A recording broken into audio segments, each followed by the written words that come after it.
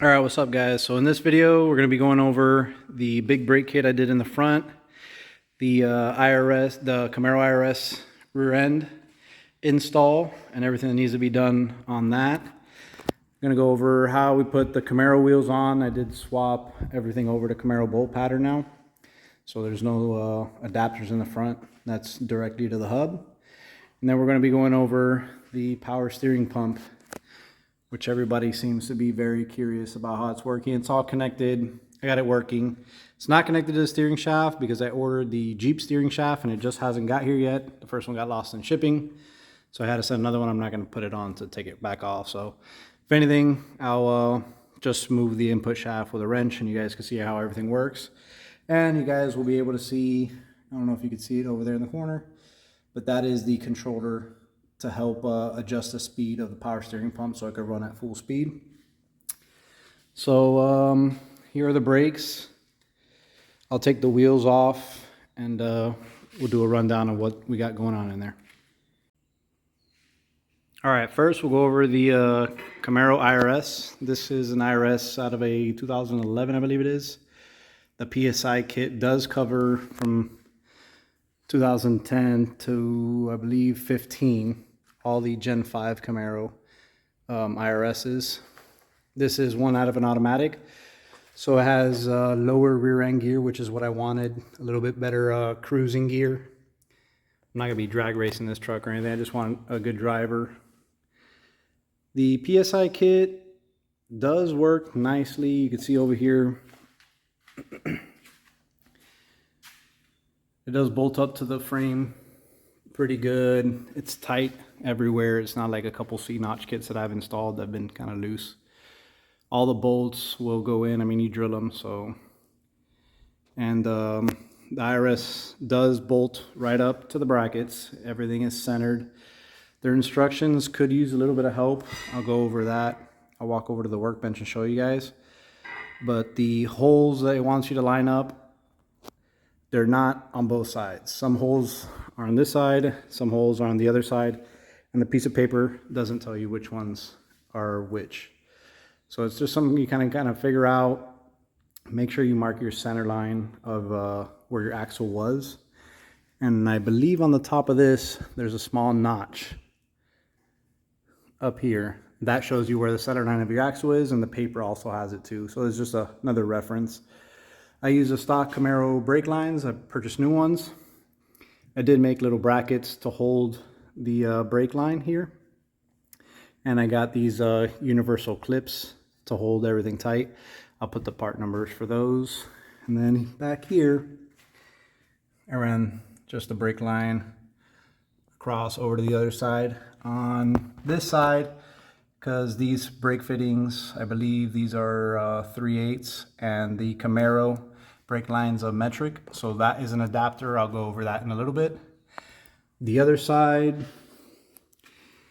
it's kind of hard to tell with the gas tank there, but kind of the same setup. But on this side, I used a adapter line that went from standard to metric, so it worked out pretty good. And then I changed, it's hard to tell now with the gas tank, should have videotaped it before. But in here, there's a coupler somewhere right around this gas tank bracket.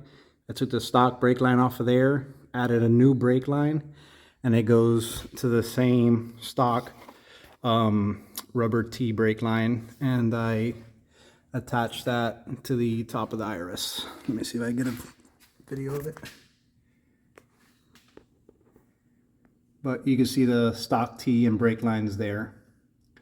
So I just wanted to keep as many stock parts as possible. That way, if you ever do have to replace anything, it's not crazy custom stuff. Let's go over some of the negatives about the PSI kit. Some of them are petty. Some of them, I mean, you know what you're getting into when you buy it. So it's $1,400 right now. All you get is the brackets and the bolts. I think it's kind of expensive for what it is. I mean, honestly, you could probably fab something up in a couple days to work. But if you want something that's ready to go, this is it. But after you buy this, you still got to buy their adapter coupling. That's $300. You still got to buy the IRS, so that depends on what you could get a stock IRS for. Still got to buy some kind of coilovers or shocks, which we'll be running the RideTech airbag, the shockwave shocks. We'll see how that goes. I want to keep some kind of towing capacity where I could take my side-by-side on a trailer. We got the hidden hitch here. So, and I'd just like to be able to lower it when I'm at a show or something, or raise it up some when we're driving. So that's what I'm going with here. So that's an additional cost as well. And I'll show you this here also. This being backwards, it's kind of petty, but it's, you would think they could at least make a right and left. If you're gonna put a logo, make it right. Don't make it backwards, because that looks like shit. I was planning on putting maybe something red behind it so it kind of stands out, but the fact of it being backwards throws that idea out of the window. And come to find out, the other side is also backwards. This side's really hard to tell because the lighting's kind of bad on this side, but you can see that the PSI logo there is backwards as well. So it would be right from the inside, which nobody's going to see it. The other thing that kind of pissed me off is when I did call PSI, they told me, oh yeah, it works with a stock tank. We just use the tank in the back to help with weight distribution. Well, when I went to go put this in, it didn't fit at all. Put the light down. It's going to be kind of hard to tell, but I did have to end up cutting my tank. I'll show you some pictures here and weld that up. You could see just how much of that tank, this is cut already. All right. And it still has to come all the way over here. So that is about 6 inches. And there's about 3 inches cut from here. Here it does not need it, but as you can see, it starts tapering this way. It's in the top where it's super close right here. It's kind of hard to tell because there's black on black. And I just kind of wanted to keep it the simplest way to be able to close it back up with the fewest amount of welds. So, but I'll show you some pictures of how that came out. So just, you know, that's going to be an additional cost. You think you're buying a bolt-in kit, but you're still going to have to either fabricate a different gas tank or mess with your stock one. There's a couple people that have hammered their gas tank and it looks like absolute dog shit. I know nobody's going to see it, but I mean, still, you're going through all this trouble, at least make things look good. And like I said, I don't see how you're going to hammer from where the gas tank used to be to here is probably 8 or 10 inches. Granted, I do have, you know, just a finger gap between the IRS bracket and the gas tank. I guess you could be a little closer, but I want to be able to service everything. I don't want everything to be locked in. So even like this, you still have to get the gas tank up over that. It's a little bit harder to get in, and like I say, it's impossible or hard at all, but that's just another thing with the Cobra IRS, or sorry, Camaro IRS. Other than that, I think it's still comes out to be a halfway decent deal considering the options for 4-link kits and stuff like that, because those do add up by the time you buy the 4-link kit, rear disc brakes. I mean, you're probably around $5 grand. And with this setup, I'm probably in about 3. One thing I did forget to mention with the IRS, to get the shock length, I believe PSI recommended an 11.5 inch coilover. I would say that's going to be really, really low. I mean, depending on your ride height and tire size, I guess everything could be different on your setup. But with a 295 35/20, I lowered it on the lift so I got the ride height I wanted, which was about a finger gap from the fender to the tire. And that gave me a shock of about 12 3/4 to 13. And so that's your ride height of what you want to be. How these are air shocks. I ended up getting the longest shock that RideTech offers. And I believe it's from 10 3/4 to 14. So it'll be able to give me a nice low stance when I want to air it out. And it's going to give me the perfect ride height to be driving. So just thought I'd add that in. Here is the instructions and the template PSI gives you to install the IRS. And they got their logo right on this one. That's nice. One complaint I do have, I wish they would have gave me a right and left template. For 1,400 bucks, what does one more sheet of paper cost? Because it tells you to align these holes in the frame. Well, on one side, I only had these two holes, and on the other side, I only had this one hole. Nowhere on this paper does it say that. Nowhere on the instructions does it say that. So, I mean, you're just guessing. So at that point, I went where my center line was, and it was right where my center line was from the stock bump stops. So I just assumed that was where it needed to be, and it worked out. So pretty much the only thing I used the template for was to find those two holes, drill these two out, and then on the other side, drill this hole out. And the only thing I used the template for was this hole and this hole, which is for the C notch, or whatever kind of notch you want to call this. And then after that, I just bolted the actual bracket with these two bolts on the one side, drilled all the holes, and on the other side, I bolted this one down and then drilled all the holes because this paper is kind of flimsy too. Here are the instructions. They're kind of vague, but I mean, I guess they work. You could kind of figure everything out without it. But in these instructions, nowhere does it say to take the stock tank out, and nowhere does it say that you have to modify it, beat the shit out of it, or put a fuel cell in the back. So that was just one of the things I was kind of disappointed with.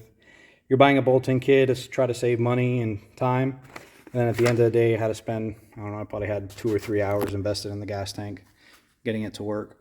So that's the end of the rant with that. Let's go over the front brakes.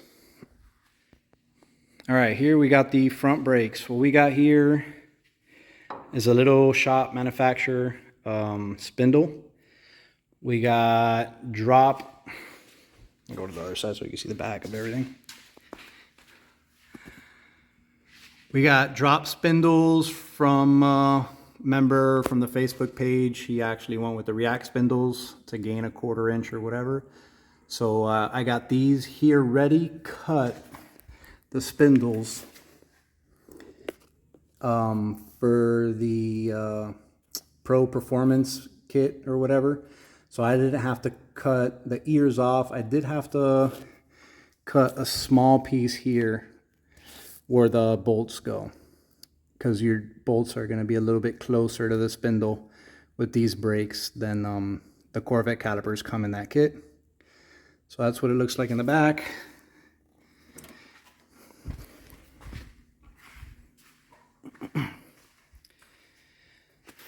So now we're running 5x120 bolt pattern in the front.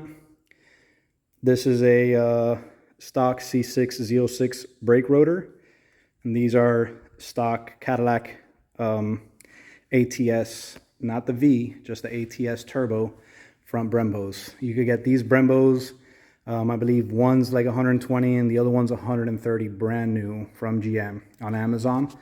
I'll put that link down in the description. You could find multiple videos of people putting these on the C6s and C5s. I would say if you have the money, just buy the whole kit from a little shop manufacturer. If you want to save money and you got time, you get these kits, because each caliper probably requires, I don't know, maybe an hour or so of grinding away material, because you're gonna have to grind away in there, and you got to grind away some material back in there, because this rotor is thicker and it's a larger diameter than what it's designed for. But like I said, there's plenty of people that have done this mod on the Corvettes. There's a bunch of videos you can see what needs to be modified. I'll drop some pictures I took during the build, so you'll be able to see kind of what they look like. But yeah, these spindles are beautiful though. It almost sucks to put a rim on it, but it's kind of nice because the center cap does have to protrude through the wheel, so that is kind of cool.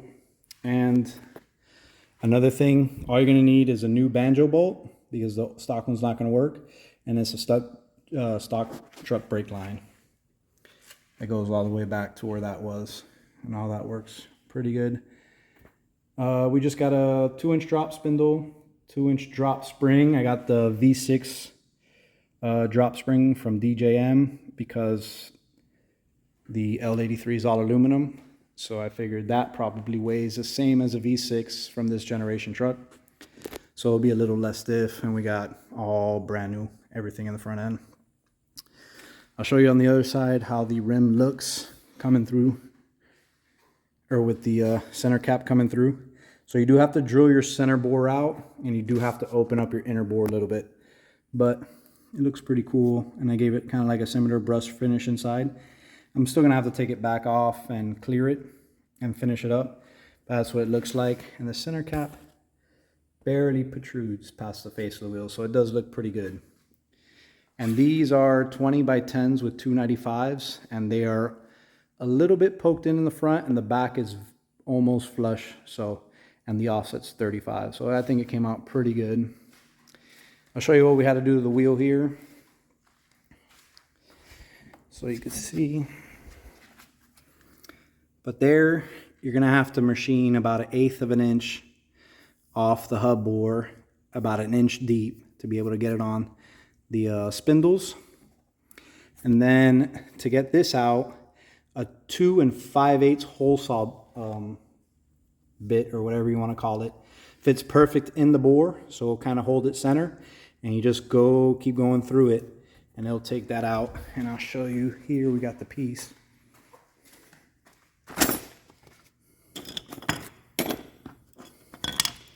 So we pretty much just cut out what used to hold the center cap.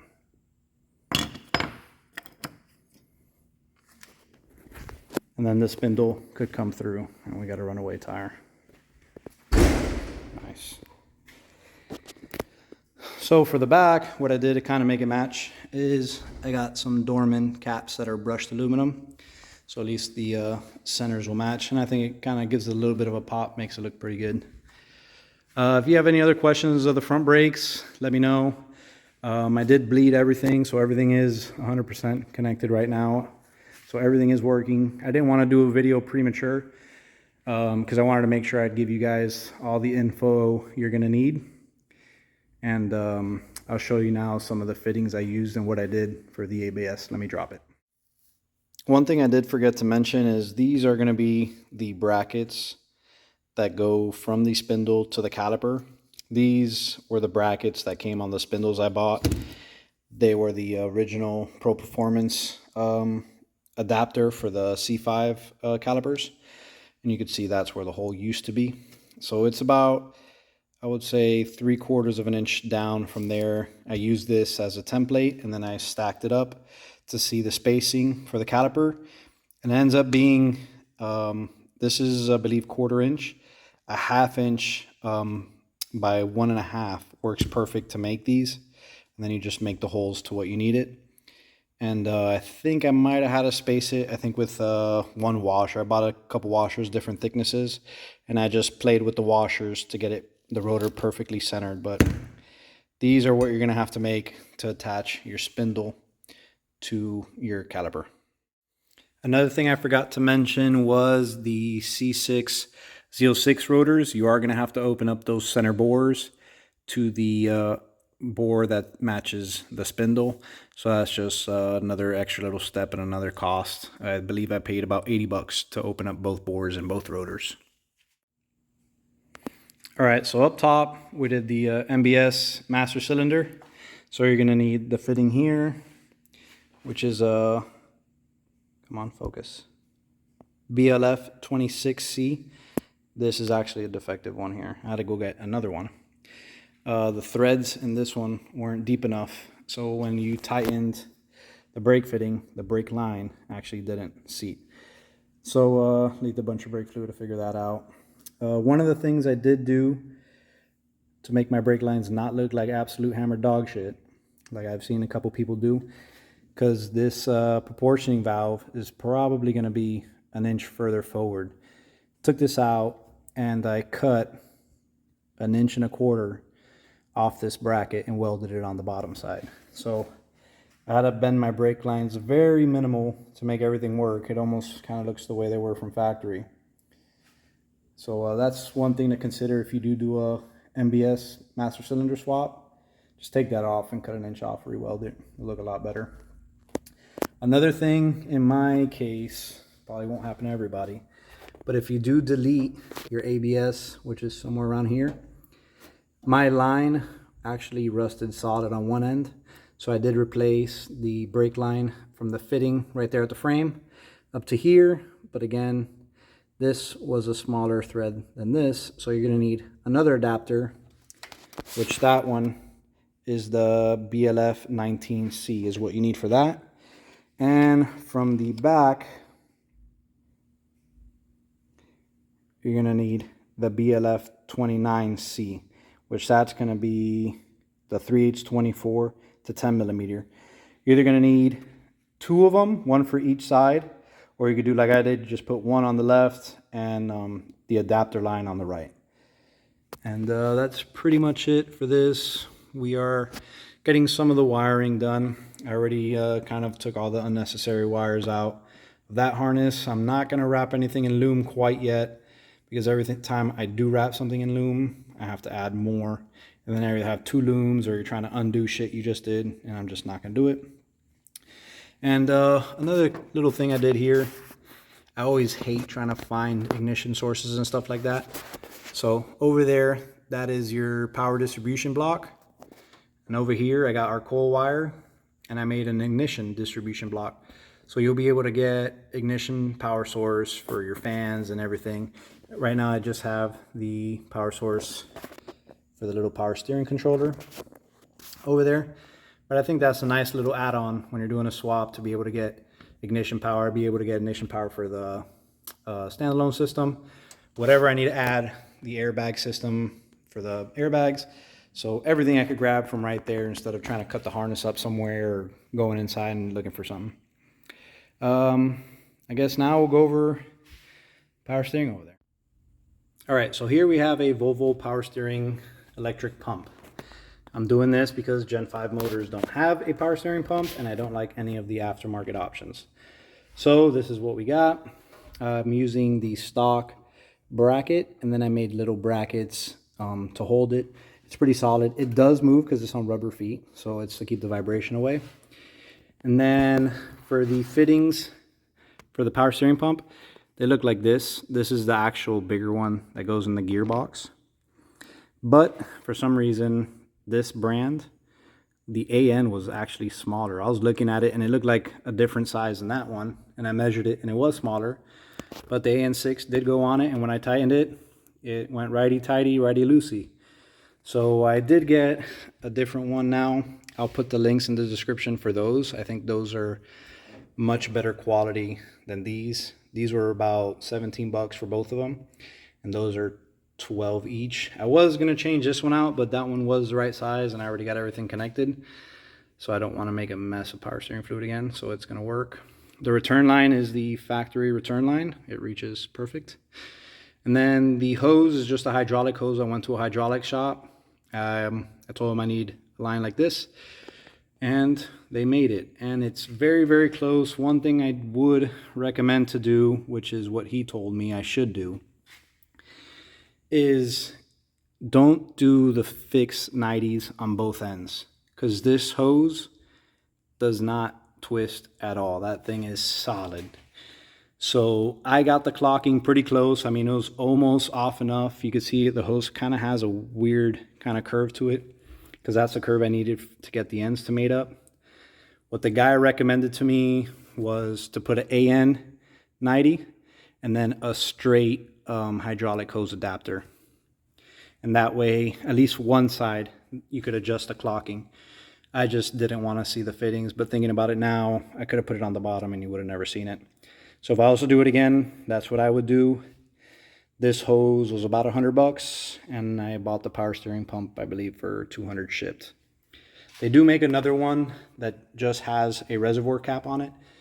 I like this one because it came with everything, and I thought I was going to be able to mount it low enough where the remote reservoir was going to work. But looking at it now, I messed up because there's not that much space above it.